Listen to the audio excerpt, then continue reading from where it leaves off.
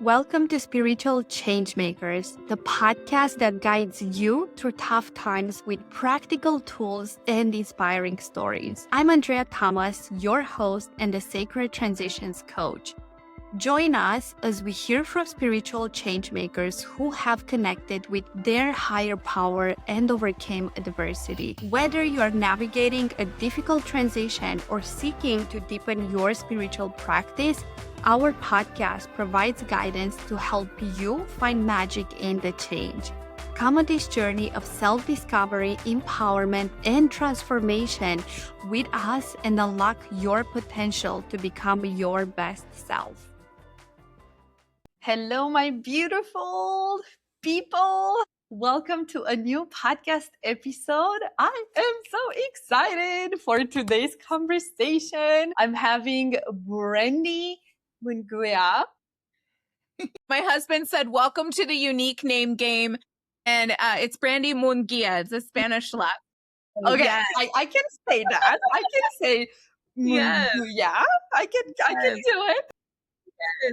And before we dive into the duality, into how do you bring your feminine magic into a very masculine environment, how do you lead under pressure with presence, this is what we are going to discuss about today. I would love for you to just hear who is Brandi and why did I decided to bring her and have a conversation with her today. And just a little bit about her is that she is a world-class speaker. She's a private mastermind architect and strategic advisor who helps founders and executives, leaders build high trust rooms. And she's not just that, but she's actually a former executive director at mastermind.com. And Brandi has actually spent 4 years creating and leading high impacting programs alongside Tony Robbins and Dean Graziosi.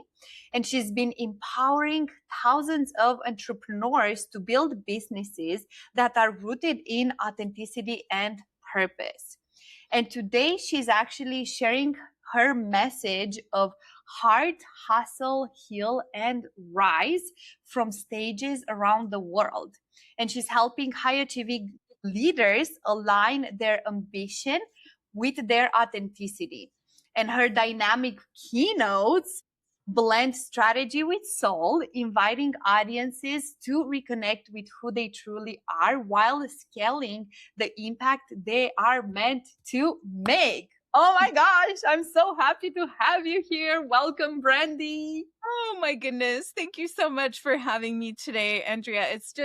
It's amazing when we can align with other heart-centered powerhouse women, right? Yes.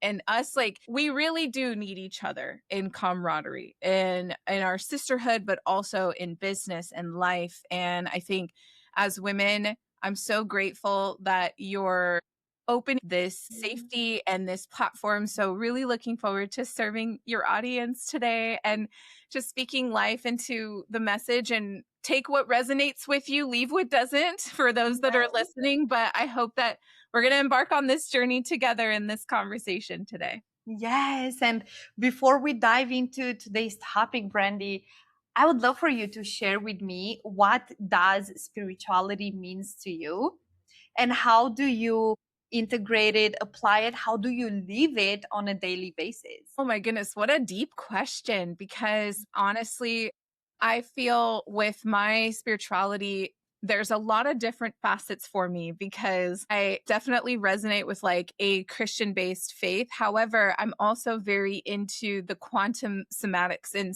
in like all of these different pieces around the expansion of the human experience. And so I see a lot of these linear factors in my spirituality when it comes to, following in Jesus' footsteps, but also in the energetic work that's necessary. I've done so many incredible things to be in my healing journey and all the different healing modalities that come with that. And my spirituality was one of those anchors. that helped me navigate that healing and Oh, expand myself to be where I am today. So I really do give that glory to God, but also understand the universal aspect. So for anyone that's listening that struggles with that, it is a personal journey for each of us and yeah. what really resonates with you in your personal journey. And so so yeah, there's a lot of different facets to it, but I really much very much live in that kind of, 5D experience. Yeah. Yes, yes. Yes, it's different for everyone, no? And that's why I love to ask my guests, like, what does spirituality mean to you? So we can give the audience all of this different perspective, like a range that Yeah. they can take whatever it is that resonates and adapt in their life. Because I would say having faith, no matter what you call it, no matter what that is, it's, I would say, such an important fact in order to live an extraordinary life. Yes, absolutely agree. It's different when there's so many different labels to what that faith can be for the individual. And so we don't always have to place a label on it. And why we get to say our spirituality is because that allows us the dynamics of what it means to live Mhm. in a spiritual existence. And I think that's so powerful. Yes. Beautiful. So, Brandy, we have connected now a few weeks, a few months, I don't even remember ago. And I was just so beautifully surprised by your journey and also by the leap of faith you have taken, to just leave from something that the majority of people would be like, oh my God, this is my dream. This is the best thing, you could have done and lived and so on. And you're like, no, I am here to do something different. It doesn't mean it's better or worse, but it's just something different that your soul was pulling you towards. Yeah. And I would love for you to share with the audience, like, when did that started coming? Because I do believe there are a lot of people out there who have like a lot of outside success, a lot Uh-huh. of financial or position or all of them, but then deep down inside they feel like, "Oh, there is something else, there is something more." And it Yes. takes so much courage to follow that nudge, to listen and take the action. So how that started for you? My, this is a really good question, a very deep question, and I'll do my best to keep it concise in my answer. But where I want to challenge the listener in this answer too, because a lot of you listening may have success on paper, and sometimes we struggle with things internally. But when we make decisions for our growth, is because we recognize that we're still playing small. Now, in my case, in my like personal journey with this was that I found myself playing small in a very large arena. Oh, You get to work alongside titans the way that I have. I was playing small because I was playing as an employee versus my own founding self as a founder. Like I was climbing what felt like this corporate ladder versus what I knew I was capable of doing on my own. And I'm so grateful for the opportunities and for everything that I got to experience in that arena. So I don't want anyone to feel like I left that space like with like anger and frustration. I chose to exit the space as an employee. I still remained in an arena of personal development and business development, but I took myself out of that specific space as an employee because you're going to always hit a ceiling as an employee. You can only mhm. grow in someone else's house, if that makes sense. You have to Yeah. be willing and wanting to build your own house, which is why it's kind of symbolic that I have architecture attached to my title now as Yeah. I build rooms and I do these things because I was hitting my ceiling. And I had noticed that it was starting to affect me how I was filtering myself, or I was holding myself back, or I was hitting these limiters. And I wanted to be able to break through those pieces without compromising myself. any Mm. longer. And it's not to say that people in the industry told me not to be myself. So I want to be clear on that part. I never Mhm. lost my authenticity. What was happening is that I was in a season of challenge where the challenges that I was facing was where I was starting to experience misalignment. And in as we're talking about our spiritual selves and the alignment and becoming the higher self, something happens when you are under amount of pressure where you must remain present and expand. And that's the power and mastery of duality. I could be breaking down while simultaneously building at the same time. And Mhm. when I leaned into my courage to choose choice, because here's the thing, there's a lot of power in change by choice. And I think a lot of people fear making decisions to change or making decisions that will ultimately impact their growth path. And if there was one thing that I could speak to on this, and then I'll pass this back to you, is that there's so much power in change by choice. You simply Mhm. have to lean into your courageous confidence Mm. to make things happen. You can always trust yourself to persevere. Every listener here has had to make difficult decisions in their life. And what you know about yourself is you have persevered every single time. And that was my case when I made that decision to leave a space that many people dreamed of being in. Yeah. I had trusted myself to know that I could do great things and continue to do great things because I had already done amazing things. And Mm. I was so grateful for the platforms that I got to be a part of. So incredibly grateful for the opportunities that I had and the people I got to serve and the lives I get to impact every single day. And I have nothing but gratitude for that season of my life. And it was an honor and a privilege to get to serve alongside some of those incredible people. And I know that I'll have those opportunities again in the future. Just I will be coming at and those opportunities as a founder and not as an employee. So that was a big shift for me. Yes, and you mentioned something so big there, Brandy, like change by choice. And where it goes to how you shared is really trusting yourself that no matter like where you're gonna go on the path that you choose to go on, that you can achieve whatever it is that you desire. Yeah, absolutely.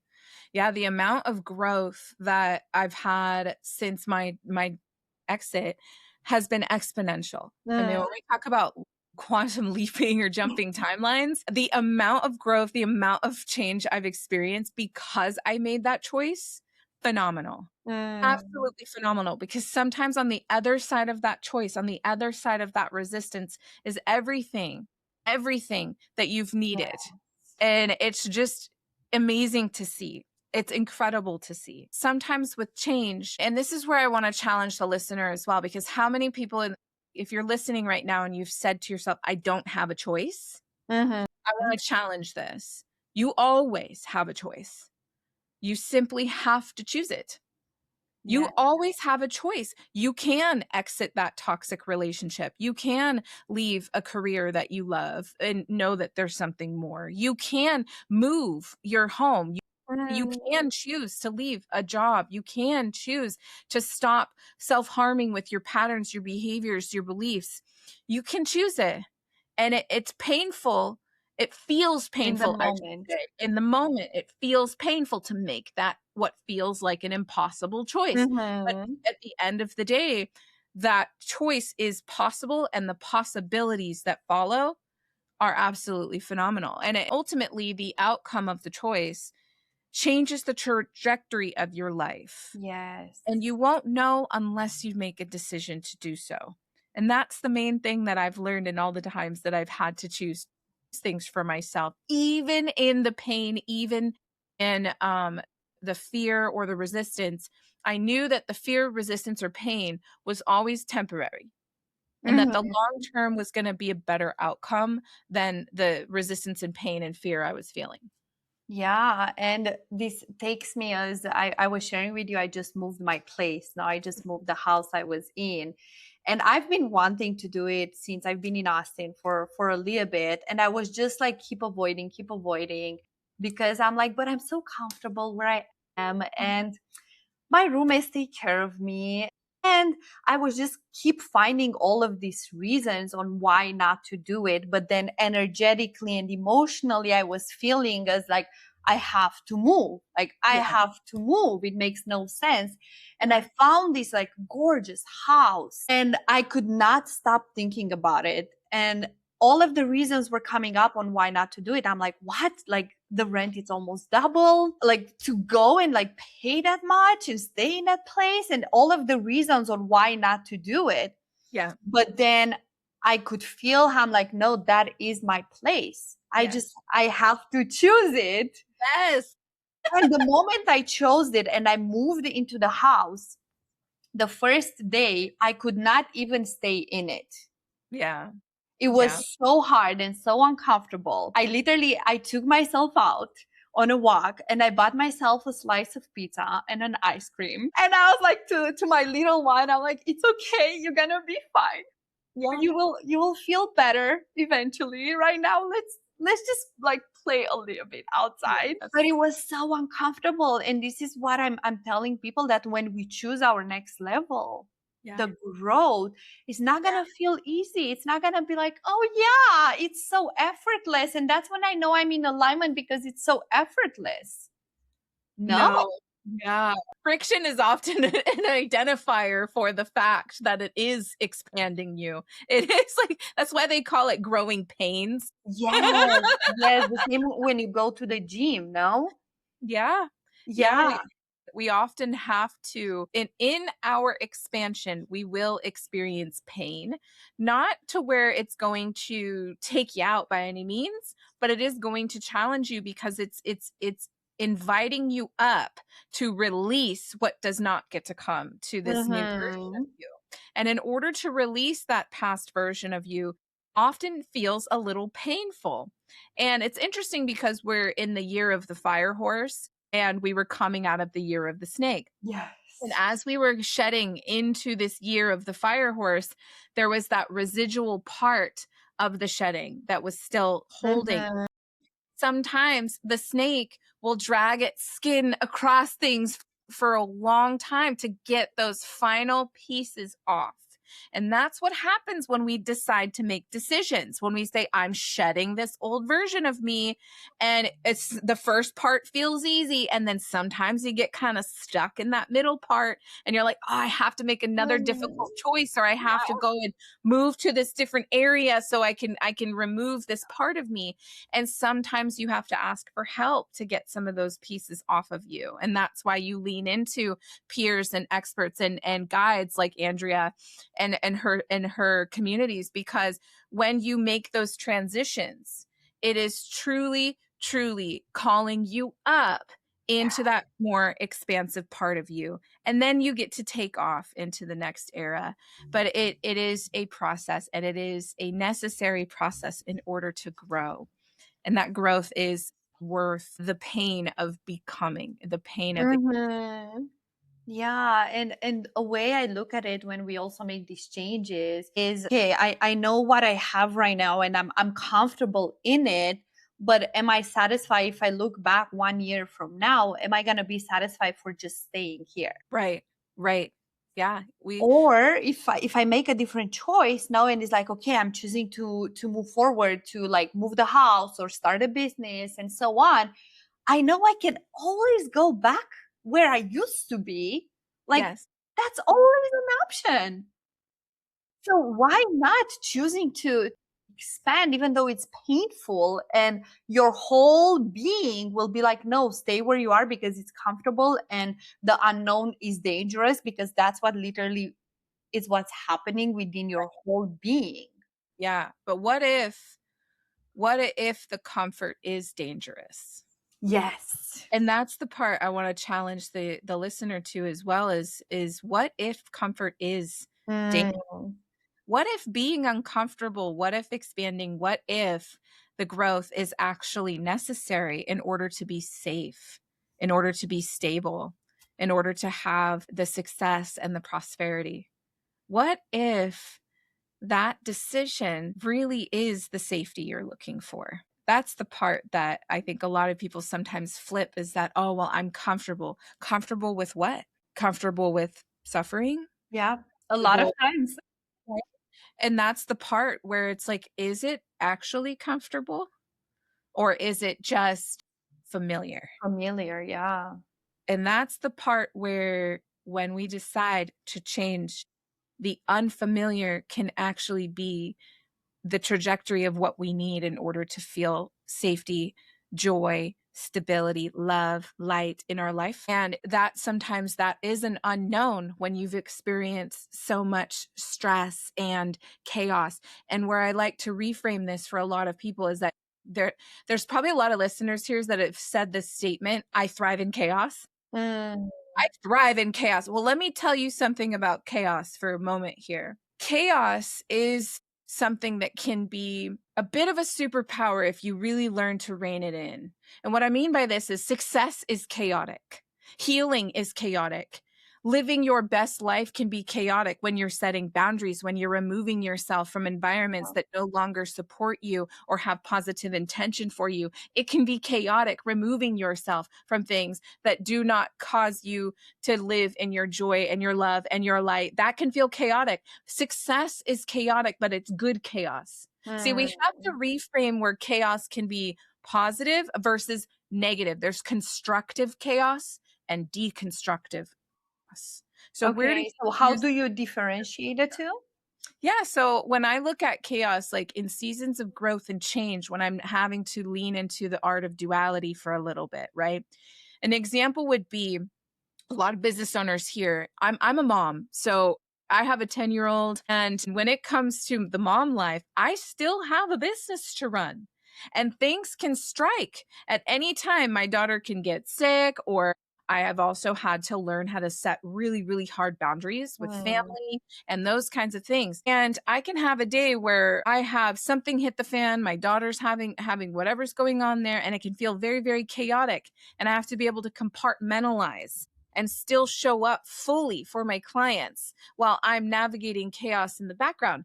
Now, this is mhm, chaos I enjoy. I love having a family. I love being able to serve my clients. And on the inside, I might be navigating the stress of I've got a business to run, but I got to take care of my daughter. And do I need to redo this thing? Do I need to move this call? Everything can be managed. So, manageable chaos is successful chaos. We can manage it. When we start to feel like we don't have control, is because you're trying to manage somebody else's temperature mm. and feelings about things. You're trying to manage somebody else's chaos that's not for you to absorb. So And that's the chaotic. yeah, that can be a negative chaos. Also true if you've grown up in an environment where you were taught to catastrophize in order to get what you want or to be seen. That behavior of seeking the negative or saying, "Oh, I can't seem to get better." It's taking away the control of the controllables. You are Mm, only in control of your controllables. And when life feels like it's out of control, where can you focus your attention to the controllables? Because you cannot control somebody else's chaos that they're impeding upon you. That can be a parent, that can be a sibling, a friend, a family member. They're impeding their chaos and asking to be met. mhm, You're absorbing it as your own and saying, I'm the savior. I can save them. And at that point, you're destabilizing yourself in order to try to stabilize someone who doesn't want to be stable. yeah. And that's the thing, is that if you want stability in your life, it is not selfish to self love and to self care yourself away from that chaos. And we have Mm, to start reframing that it is chaotic to set the boundaries, to say no, to start navigating healing, to start looking in the mirror and saying, what do I have control over? What can I change for my life? My life. And it's not selfish to navigate that journey when you're disconnecting from an identity that was so attached to catastrophizing and saving everyone else, and the identity attached to self-sacrifice oh in my order to god. survive, As right? women especially. isn't As it? women, oh yes, as women, oftentimes we are taught that self-sacrifice is the only way to Yeah. be loved or to be successful or to any of the things that have been, unfortunately programmed into a lot of Mhm. women. And when we make that decision of, I know I have this power, this light, this love inside of me, and I can do more and be expansive, it can feel very chaotic. It can Mhm. feel very scary of like, I am going to do things differently than the lineage I came from. I will be the generational growth, or I will be a voice for these other women or this purpose that I believe in. And I'm going to step into that and I'm going to choose that. And that can feel chaotic, but it Mm. is also potentially for those listening, when you make that choice, that is a constructive chaos that can ultimately impact your life for the positive and the people that you really seek to serve, because you're protecting the self to be of service to others without self-sacrifice, which is so Yeah. powerful. Like you can truly serve, support, love, help, give to others without sacrificing yourself, which is And it sounds like contradictory, but I promise mm, you are worthy of love unconditionally. Just yes. give it. And this is, I feel, a new era that, especially as women, we are moving into right Yeah. now. Now where we are really like deconstructing this societal conditioning that we have been taking onto, that we Yeah. have to give our whole self, Oh, everything, in order for us to be good girls, good women, if we even arrive at the idea that we are women, because I think for such a long time we live under this identity that we are these girls. No, I see a lot of women, and I used to be there, like staying trapped in this a woman body, but the identity still being like a girl. yeah.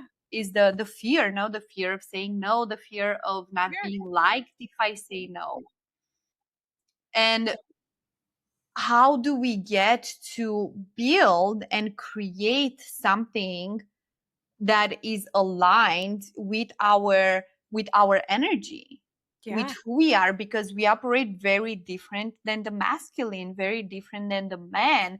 Yeah. And until this point, a lot of businesses and so on have been operated Yeah. by men, driven by men, and they took over. And Yeah. then women came and they're like, let me match and let me try and build like the men. And then we burn out because we just have a different operating system. Yeah. Yeah, So absolutely. how do we get to create from alignment, from what I call from our like feminine magic? Yeah. How do we Yes. get to create from there, especially when we are in environments that are very masculine and very masculine driven? How do we get back in touch with our essence Mm, and allow that to come out, to come online, and to lead with that, knowing that that is actually going to be the nourishment of that environment? absolutely. Absolutely. And I think one of the things that is associated with feminine energy is safety.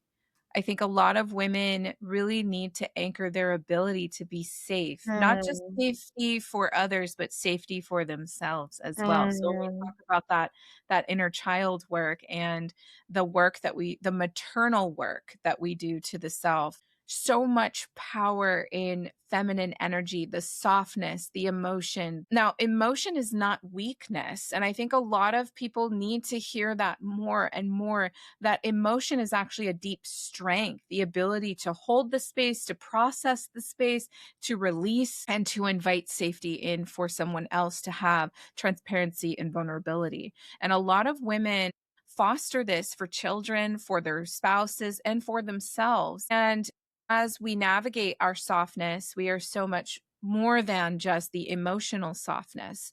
We are also a soft, calm strength, a strength mm. that is a calm confidence for a lot of us. And that we carry safety in our femininity when we bind with other women in ways that show a sisterhood Yeah. and a camaraderie that is, I want to see you win. I want to see you thrive. And that is why we are often tied to abundance, and our feminine energy is often tied to abundance. And when it comes to our masculine energy, it's also tied to safety. And this is an interesting part, because sometimes when women don't feel as safe in their environments, in their partnerships, they drop into a masculine energy where they try to overcorrect safety. And when we come into our masculine energy is also too where we are often in a state of providing. I can provide for myself. I can Mhm. provide for my business or for my household. I can do all of that. But in that, we lose our safety of feminine energy because we're too afraid to be too soft. We don't want to be perceived as weak if we're too Yeah. soft. And so there's this duality we have to learn how to master of my masculine energy drives me in my objectivity a lot oftentimes when I can learn how to be more objective and see things logically and clearly of learning how to be more Like assertive. firm. Yeah, it's like the Mhm. assertive, the firm, but as women, we should be more assertive and firm, and that is part of our feminine energy as well. It's this ability for us to navigate safety in these energies and in our partnerships. You know, I think of my husband is a very very like masculine man, to the fact where he's like very blue collar, he wants to provide, he wants to take care of, but he knew who he was marrying. Like he knew that I was a woman that said I love all that, and I want you, I don't need you. And it was these Mhm. factors where he's like I get that, and it's okay to need me. It's okay to need me more than just opening jars or fixing something in the house. It's okay to need me when you need a soft landing. See, strong masculine men actually hold their feminine energy in that safety of emotion, in that Yeah. safety of you can collapse into me and I will protect you. And I will also challenge you and encourage you to do more, be more, and know what you're capable of. And this is what women often foster for men when they're like, I can hold the space for you and go chase your dreams and all these things. But what does it look like when a man fosters that safety for the woman to do that? And it helps us drop into our femininity more because we're like, he's got it. He's got it. And we're in this together. We both have it. And it's just this dichotomy of the definition of masculine and feminine energy, but it is very much necessary for us to honor what it means to be a strong feminine woman. That's more than just the makeup we put on Yeah. our face or the face masks and bubble baths, okay? Like being a strong feminine presence is us in our ability to lead, in our Mhm. ability to not just lead but follow in a way that's like when we follow anyone, whether it's a strong leader of any kind, whether it's a woman or a man, when we are in a state of trust, that's where we find the balance in our masculine and feminine energy, is the trust to lead or the trust to follow or the trust to do both. And it's deeply rooted in a self-trust and the trust of someone else as well. Yeah. Yes, and where it takes me also how you were sharing about your dynamic with your husband is I feel that when we have these energies integrated, the masculine and feminine, Mhm. one of the biggest things I see with high achieving, powerful women is having a hard time Yeah. Yeah. receiving overall, no, because we are at this point. I can give myself whatever it is that I want, then Yes. why would I be vulnerable and Yes. open myself to receive? Because then I might owe this person, might feel like I owe him something, and I do not want to be owned. And I Yeah. know this was one of the biggest things for me throughout Right. my life, where my first relationships, they were all about splitting. We split Yeah. everything because I'm independent. I Yes. can do anything. And Right. I could just not receive Mm. beforehand. And that Mm. was a big, big piece, a wounded piece for Yeah. me to Yeah. work on to really learn how to feel good about receiving and not feeling like I owe someone. And one of the things I want to share with the audience that really helped me when it came to receiving is to know that when you receive, you actually give the gift to the other person. You Yes. give them a gift because they feel good. And if they do it because they have like a, a hidden thing there, that's on them. Yeah. That's on them. As long as you receive like with good intentions and an open heart, whatever intention the other person has, it's not on you, it's on them. But if it comes from the heart, you are giving them a gift. Yeah, absolutely. And I think that the masculine energy to its truest form is non-transactional. It's actually very meant to give versus Mm-hmm. just the receiving. And I think that's where a lot of people navigating growth in their relationships and learning how to navigate emotional safety and emotional intelligence, especially in the healing journey. When I look at like my husband, for instance, everyone always asks us, like, we've been together for 11 years and we have come through some really tough seasons where his energy was I was resistant to receiving Mm, his support, receiving his love. And it was because I had been conditioned to believe I didn't need anybody. I just needed to take care of myself, and I would isolate and I would isolate. And here I had this person who was actively seeking to give love to me, unconditional love. When mm, you have been so trained on conditional love, now, conditional love could have came from your mother as well, not just the male presence in the life. Some women yep. have been very hard hurt by women, other women, specifically mothers or caregivers in their life that really eschewed what the feminine meant for them, you know? And so Mhm.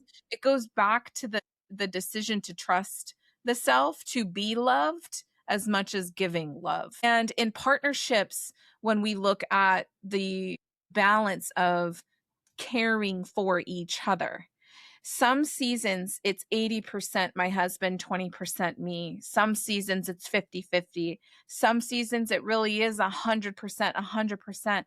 And when we're navigating this presence of our relationships, it's the ability to communicate Mm, when it's not an alignment. It's the ability to communicate, hey, I'm not okay. I might need more from you now than I had before. And they're meeting you with that energy of I'm not okay and I will still hold space for you because we do this with each other, right? And it's interesting when you're navigating relationships because when we see our own self, our own problems, we think, gosh, this person, can they handle me? Should they, like, they should help me? Like, whatever the feeling is that you navigate with your own emotions, it's always the constant reminder that men are not immune to struggle, that they too also need to have safety in their masculinity. And a lot of men don't get access to safety for yeah. their themselves to process, and sometimes that comes Mhm. outward in anger or shutdown, or they regress into a child's self, and then they end up putting themselves in relationships where they're being mothered versus partnership. Yeah. And I think a lot of women try to navigate those dynamics in their life, and they drop into, well, I've got it, I don't need a man.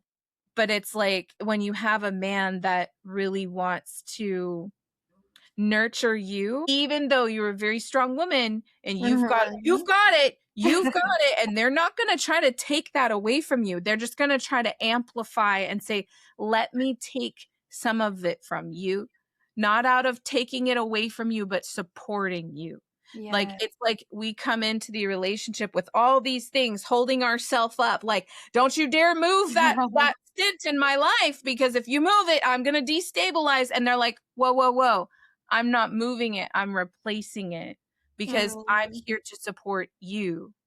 and because you support me and it's mutual and we're building this life together in partnership. You take the pieces of you that you want to bring into this home. I bring the pieces of me that I want to bring into this home, and we build this life together. And that's the part I think a lot of relationships might struggle with, leaving some of the parts off the new home that Yeah. don't get to be baked in or built into this new life that is yours, that is built on the principles of the partnership. And that's that's probably an episode for another day, but it's so beautiful what can happen when we do allow ourselves to put the shield down, because there's someone who wants to fight for you, not with you. Yes. And I love that share so much, Brandy, because one thing that was coming up is how when women are very much in their masculine, and we are in a relationship, then the polarity can be missing, and then there is no chemistry, and then the man feels like, what's my purpose in the Yeah, relationship? I know you can do it all, but like, what's my purpose now here? And being in your feminine energy, which it doesn't mean that you are weak, it yeah, means you lead from what comes more natural to you, what is more of your essence, which you mentioned here. It's softness, yeah, is yeah, coming together with other women and being in sisterhood.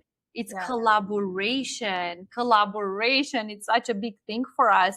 In the yes, men's world, it's a lot about competition, but right, in the women world, it's about collaboration. How can we come together and yes, co-create magic together? yes, And you mentioned also the trust into self to give and to receive. So mhm, when we come in this relationship and in relationships, and it yeah, can be the romantic one, it can be in business, in interactions with others, what would you say that it's like the main characteristic that especially men, let's bring it to men because you're talking about the relationship, yeah, especially men are seeking and craving for when they are around a woman, to also for them to be held and to receive what they need in those interactions. Because oh my god, like men, as you were saying, they have their own struggles, and they I do. love men so much, and I Mhm, believe they are amazing, and I believe they have these amazing qualities. And when we are able to come together and see that our separations are like our differences are actually different codes, that when we bring them together, we just like elevate at this 100%. higher frequency. What would you say is the qualities? Let's bring to the main one that they are needing and desiring also for them to open their heart. Yeah. This is a really great question. Also a safety part, because it's going to be different for every person, but safe masculinity is being someone who can foster true safety, like true safety. And when I say safety, it's not like, oh, I'm just going to protect you. It's safety on the elements of emotion, of the gravitas, and of that person's ability to trust themselves, like truly, where they're like, I don't need to be validated, I don't need to be regulated, I'm self-regulated, I'm self like aware, and I'm anchored and I'm grounded. And that safety of, because I know this about myself, I can better provide for others. And I think of like my husband, for instance, is a very safe masculine man. He's someone who would genuinely seek to serve and support and help others, which is, he loves this, and he's the first person to serve and support others. But when he has moments where he needs safety, that's where I come in as the person who will stand with him in that safety. And it's not just that it's not that he doesn't have safety with some of his friends and things like that, as he does. However, when he needs to truly be seen, held, and understood, I hold that space for him as his partner, as his friend, as his person who wants to see him be stabilized and calm. Mm, And men, they process their emotions very differently than women do. mm, And women, it's like we're expected to cry. Men are expected to suck it up and run away. Like men are expected to just hold it in and just suck it up. Like they're literally told, boys don't cry. Yeah. And then when they have big feelings, they were taught to suppress those feelings. And so when we talk about safe masculinity, is that in the safety, they are taught that it's okay to have emotion. That in fact it's more powerful to have emotion, not just to have it, but to effectively process it, to release it, to hold it, space for it. And the men that are given the gift of safety to release that emotion effectively have a more powerful outcome, because they were able to effectively release, and then they are better able to understand themselves and also nurture that boy inside of them. And it's just, when we enter partnership with those men, one of the things with my husband when I first started dating him is he was so rowdy.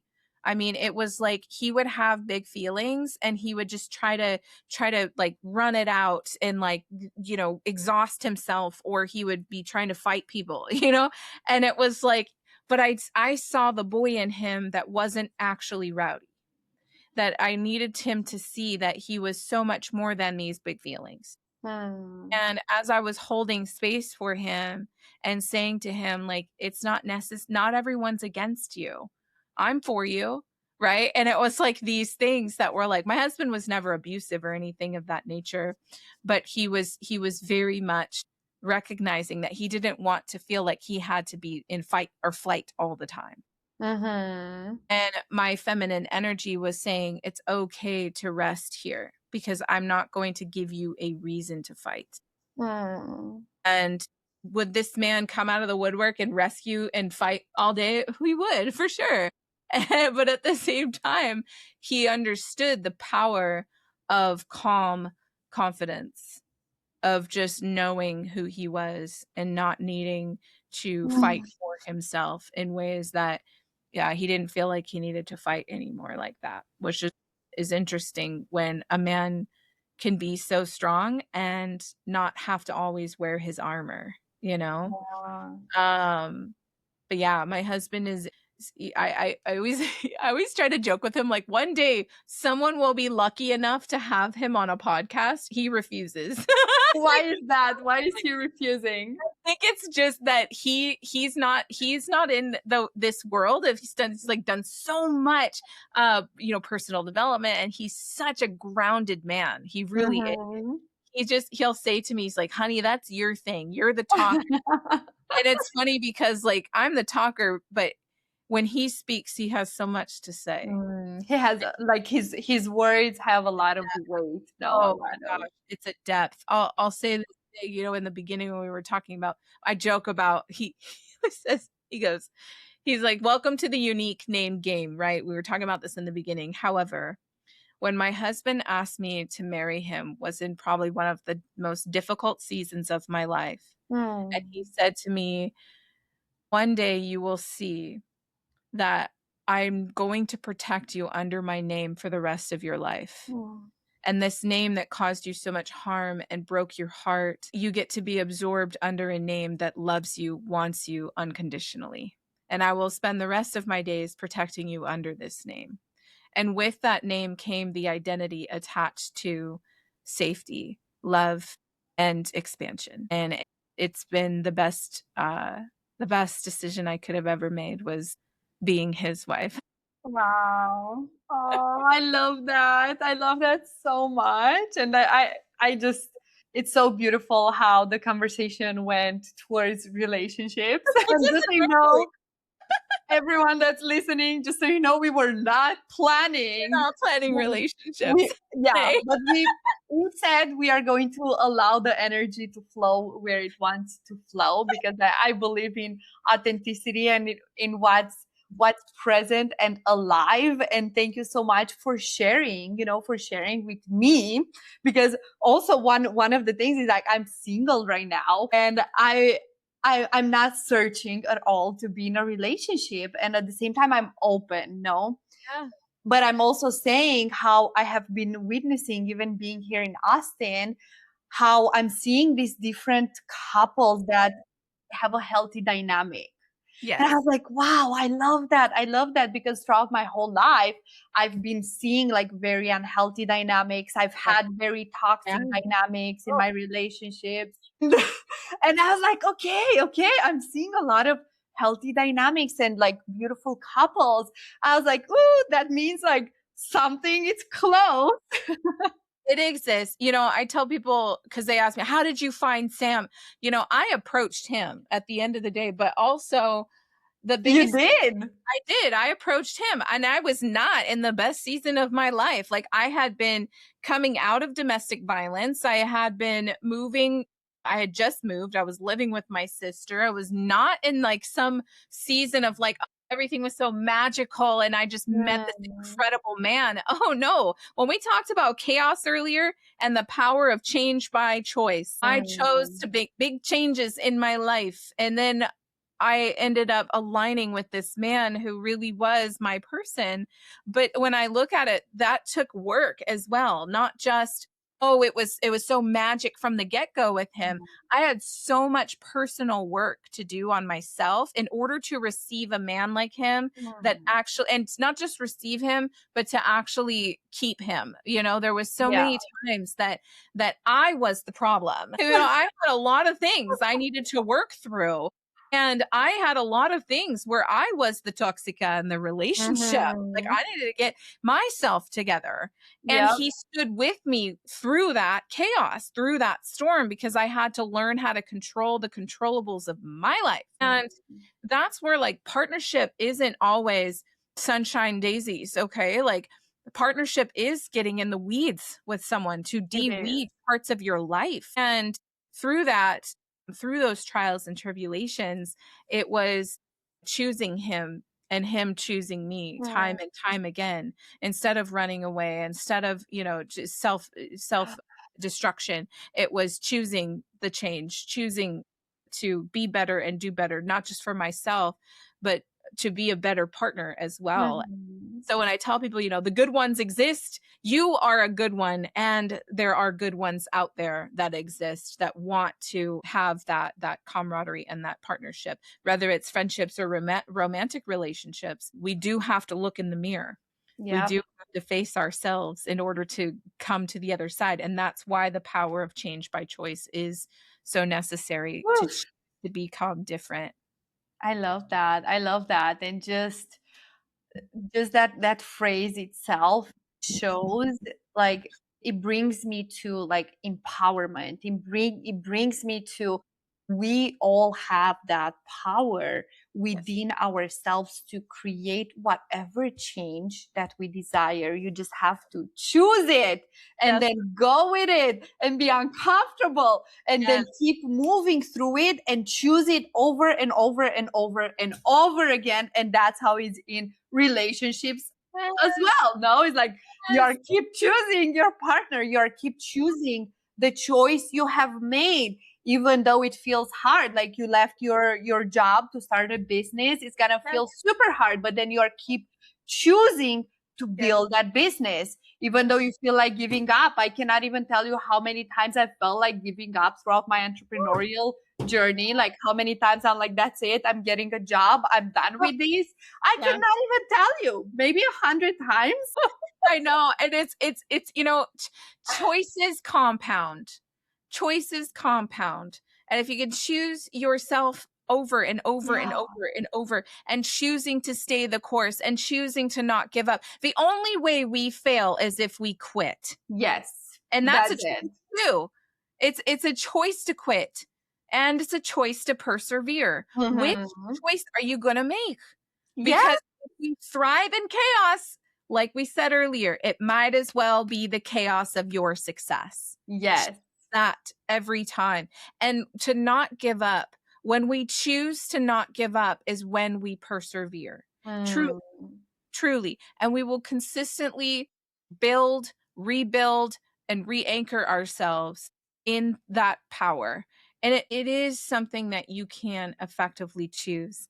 it is something that you can say, I'm not going to give up. I'm tired. I'm going to learn to Yeah. rest instead of giving up. To rest, to ask for help, Yes, to to rest. collaborate, and so on, but not giving up. 100%. And when you have a season where you feel like you're going to give up is when you must persevere the most. Yeah. In those seasons when you're like, maybe I should walk away, what happens in your system at that point is like you feel it in your system that says, I refuse to walk away. This has been my vision. It's on my heart. And so it is. If it is your vision, it is your responsibility to see it through. It wouldn't be on your heart if it wasn't meant for you. And it's that decision to pursue it even when it's hard. And sometimes all pathways still lead to that vision. And sometimes the pathways take us off and we're like, I'm going to take this new path. I got to carve this new path. And then you find out that was not the way and you have to course correct, but you must choose to move forward regardless. Even if you have seasons where you step back, you still step forward. It's important to do that. Yes. Love that. Love that. Thank you, Brandi, so much. Thank you for coming on, for sharing about your experience, your wisdom, about your relationship. I loved it. And I love to see how you said that it's not about just, sparkles and so on. Relationship takes commitment. It takes commitment to show up and pull up the weeds together. Well, I mean, that's why they say in vows, for better or for worse. Yes. Because in the worst is when you must commit to making it better. Exactly. Thank you for coming on. I appreciate you so much. And thank you to everyone that's listening to this. Please reach out to Brandi. She is absolutely spectacular to what she's doing. She's an architect, as we shared at the beginning. And please share with the audience who is your ideal client, what you help them with, and where are you spending most of your time? And I will add all of your links in the show notes as well. My goodness. Well, thank you so much for having me. And, I'm here to serve your audience. So I'm not here to be self-serving in any way whatsoever. I'm happy to support anyone that we connect with online, but I would love to invite anyone listening to point back to Andrea's community and truly look at where you fall into having your life, lean into the camaraderie of her space, lean into her leadership, lean into how she can support and serve you. Community is the most transformational space you can be in, but when you have guides and leaders that care as deeply as she does, you're in the right place. And there's other women here and other people here that want to see you succeed. I'm one of them. So thank you so much for having me here today. And it's been an honor and a privilege to get to serve your audience today. And I just want to leave everyone with this note that you are strong enough, you are capable, and you are worthy of creating change by choice in your life. Love that. Thank you, everyone. And thank you, Brandi. Thank you. Thanks for tuning in to Spiritual Changemakers podcast. To stay connected and help us reach more people like you, please subscribe, follow, and leave a comment. Join our community of spiritual changemakers on social media to connect with like-minded individuals and continue the conversation. Remember, the power to create positive change is within you. Keep showing up as your best self, and let's keep the magic of change alive. Until next time.